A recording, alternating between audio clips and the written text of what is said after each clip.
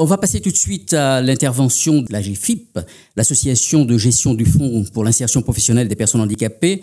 Je vais inviter Monsieur Émeric Chemin à nous rejoindre. Il est chargé d'études et de développement au sein de l'AGFIP et nous dire un peu comment vous percevez cette question du cancer de la vie professionnelle. C'est à vous pour 20 minutes. Merci. Merci du rappel du temps. Bonjour à toutes, bonjour à tous. Je suis très heureux et honoré d'ailleurs d'intervenir face à vous ce matin. Et je remercie encore une fois l'association MATT et les autres partenaires Contact Entreprise de nous avoir conviés aujourd'hui à cette conférence sur la thématique conférence cancer et travail. Donc je vais vous faire une petite présentation et faire le lien justement entre cette maladie qui peut être également considérée comme handicap. Suivante, s'il vous plaît. Voilà, donc là, c'est mon nom, comme ça a été indiqué. Alors, juste l'AGFIP en quelques mots. L'AGFIP a été créée en 1987, le 10 juillet 1987, par la loi sur le handicap. Cette loi dit que les entreprises d'au moins 20 salariés ont une obligation d'emploi de personnes en situation de handicap. Les entreprises qui n'atteignent pas ce taux doivent verser une contribution. Cette contribution alimente un fonds. Ce fonds est géré par nous et il permet de délivrer des services et des aides financières ainsi que des prestations. Juste un petit focus sur le taux d'emploi. Aux Antilles-Guyane, nous avons un taux d'emploi de personnes en situation de handicap inférieur à 3%. Il est de 3,5% au niveau national. Nous avons un objectif affiché d'atteindre au moins 4% à fin 2024. L'AGFIP, c'est 450 collaborateurs sur 14 délégations sur 21 sites et une délégation Antilles-Guyane avec 7 équivalents temps plein et qui s'occupe de la Martinique, la Guadeloupe, les îles du Nord et de la Guyane. Suivante, s'il vous plaît. Alors, cancer et handicap, effectivement, c'est une réalité. Donc, la maladie et ses traitements provoquent de nombreux symptômes qui sont variables selon le type de cancer et leur stade de développement. Donc, dans certains cas, ces conséquences sont durables, même après la guérison. Donc, ça peut être de la fatigue physique, des pertes de mémoire, difficultés de concentration, etc.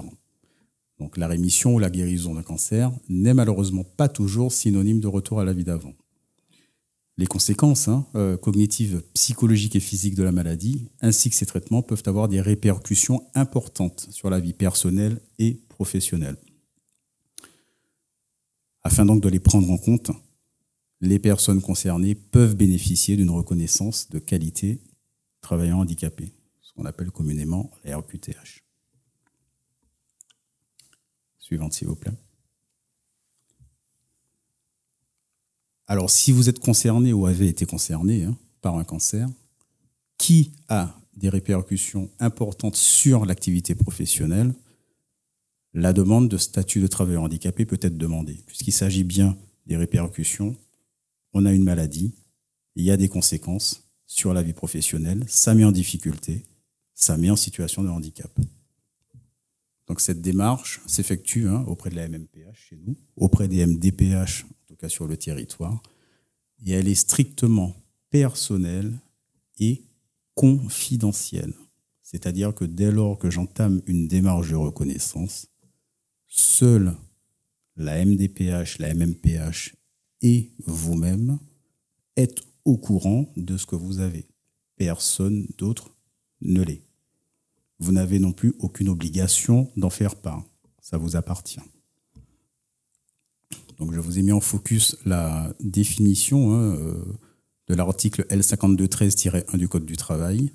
Est considérée comme travailleur handicapé toute personne dont les possibilités d'obtenir ou conserver un emploi sont effectivement réduites par la suite de l'altération d'une ou plusieurs fonctions. Suivante, s'il vous plaît.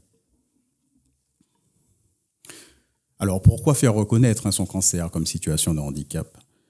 Obtenir le statut permet justement au salarié et à son employeur de bénéficier d'un ensemble de droits, d'aides et de services pour trouver ou retrouver un emploi, le conserver et évoluer dans l'entreprise. Donc ça peut être effectivement l'accompagnement et les conseils de spécialistes, des aides financières délivrées par la GFIP, notamment des aides qui peuvent être destinées à couvrir les frais liés à la compensation du handicap dans l'emploi, aménager le poste, rechercher des solutions, faire intervenir un ergonome. On bénéficie également d'un suivi médical renforcé par le médecin du travail. Ça sera développé tout à l'heure. L'aménagement de poste, j'en ai parlé. Effectivement, ce statut permet également une majoration du CPF, le compte personnel de formation, puisqu'aujourd'hui, ce compte personnel de formation est d'un montant de 500 € par an avec un plafond de 5 000 €. Lorsque j'ai une reconnaissance de situation de handicap, c'est 800 € par an avec un plafond de 8 000 €. Et puis, bien entendu, sous certaines conditions, c'est un statut qui permet de bénéficier d'une retraite anticipée. Suivante, s'il vous plaît. Donc, en termes d'aménagement de poste, l'aménagement de l'environnement de travail a pour objectif de permettre la poursuite de l'activité professionnelle pendant et après le traitement d'un cancer. Donc, le choix de continuer à travailler appartient à chacun, selon ses propres capacités, le stade de la maladie également, la difficulté des traitements et sous réserve, bien entendu, de la validation du médecin traitant et du médecin du travail. Donc, comment concilier cancer, traitement et emploi? Donc, les aménagements organisationnels comme l'aménagement des horaires ou du temps de travail sont des solutions permettant de concilier justement le travail avec des rendez-vous médicaux et les conséquences de traitement. Donc, un petit focus sur le temps partiel thérapeutique qui est prescrit par le médecin du travail, le médecin traitant, et subordonné à l'accord du médecin du travail, de l'employeur et du médecin conseil de l'assurance maladie.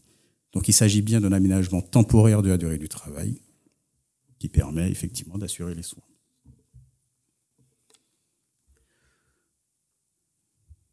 Donc, il faut savoir que, y compris après une rémission, les séquelles du cancer peuvent s'avérer être très contraignantes et avoir des conséquences sur l'emploi.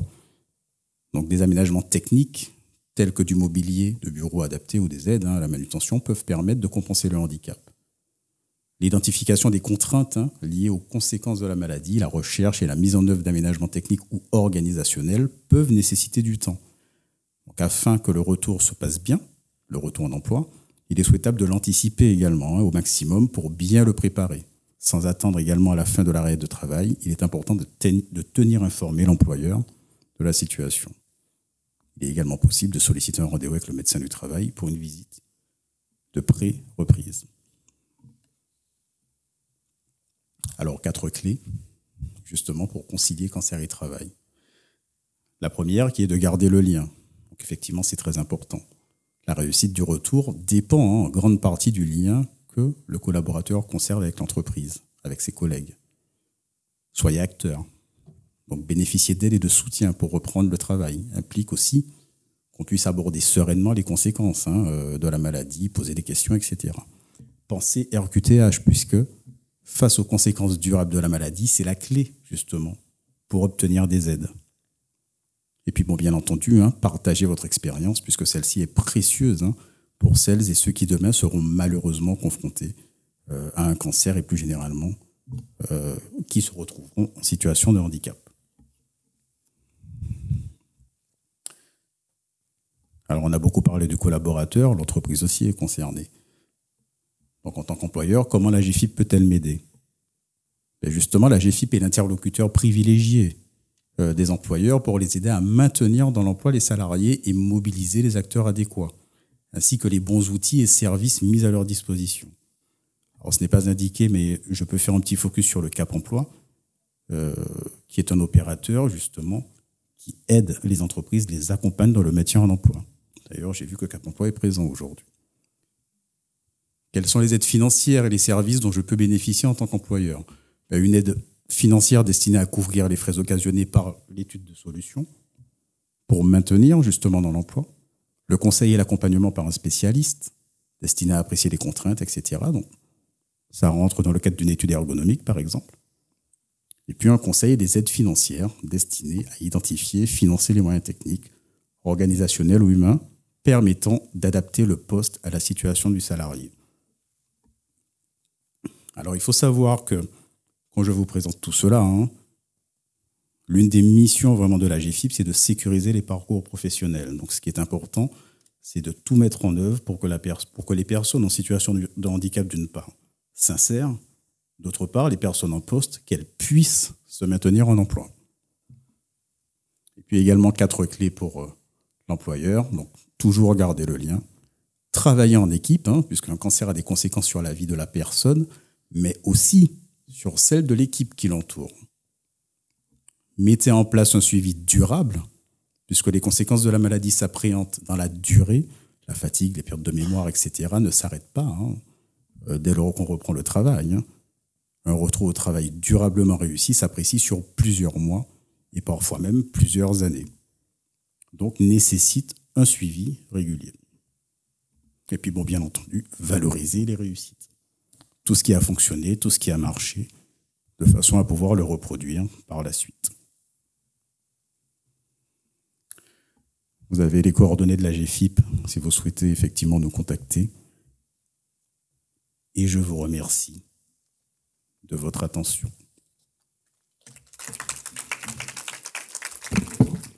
Merci, Émeric Chemin.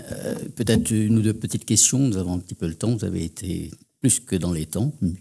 Et donc, déjà, dans votre exposé, par rapport à ce que le rapport entre vous et les employeurs, les chefs d'entreprise, pour aller plus largement, comment ça se passe? Parce qu'il y a aussi ce que vous avez signalé à un moment, à savoir la nécessité d'avoir une relation directe avec le malade en gardant une espèce de grande discrétion sur les choses. Comment ça se passe? Et à quel moment est-ce que vous êtes amené, par exemple, à aller sur le terrain, voir les chefs d'entreprise directement? Alors, il faut savoir que les entreprises, nous les rencontrons très régulièrement, quasiment quotidiennement, pour parler du sujet. Une personne qui est en situation de handicap, c'est une donnée confidentielle. Donc, dès lors que le collaborateur en fait part à son employeur, généralement c'est le service des ressources humaines, cette information reste entre l'employeur et le collaborateur s'il ne souhaite pas que ses collègues soient au courant. La façon dont nous travaillons avec les entreprises, c'est vraiment de les accompagner, ça fait partie des missions de la GFIP, d'accompagner l'entreprise sur les actions qu'elle peut mettre en place par rapport à ses collaborateurs en situation de handicap. Il y a une obligation d'emploi, effectivement, mais nous accompagnons toutes les tailles d'entreprise, y compris celles qui ne sont pas assujetties à l'obligation. Et notre mission est vraiment de sécuriser encore une fois les parcours, donc tout faire pour que les personnes qui sont en poste restent en poste. Donc on trouve les moyens de compensation, les aménagements de poste, etc., pour permettre aux collaborateurs d'accomplir ces missions professionnelles dans les meilleures conditions possibles, y compris l'entreprise également. Et il vous arrive d'avoir des chefs d'entreprise qui viennent de leur propre chef vous voir parce qu'ils savent que vous existez et qu'ils attendent des informations plus précises de votre part? Oui, effectivement, nous sommes contactés de manière spontanée. Nous allons aussi beaucoup vers les entreprises. Nous travaillons aussi beaucoup avec les partenaires, tels que Contact Entreprise ou d'autres organisations qui nous mettent en contact et qui apportent l'information aux entreprises, puisqu'elles ne le savent pas toujours. Et effectivement, aujourd'hui en Martinique, nous accompagnons un petit peu plus de 200 entreprises et c'est environ 50 à 60 entreprises par an qui sont accompagnées par nous et qui bénéficient de l'offre de services. Donc quand je parle de l'entreprise, c'est bien entendu l'entreprise et les collaborateurs, tout en sachant également que nous avons une offre de services pour les particuliers. Donc nous accompagnons les personnes et les entreprises. À ce stade, peut-être, est-ce qu'on a une ou deux questions, pas plus, dans la salle, des précisions que vous souhaiteriez avoir de la part de M. Chemin? Est-ce qu'il y a quelqu'un? Je dois dire qu'on ne voit pas très bien avec le projecteur, mais est-ce qu'il y a du monde? Si ce n'est pas le cas, nous poursuivons pour gagner du temps, si j'ose dire. Ça a visiblement été clair. D'accord. Mais on va vous poser des questions tout à l'heure, rassurez-vous. Merci en tout cas d'avoir été avec nous.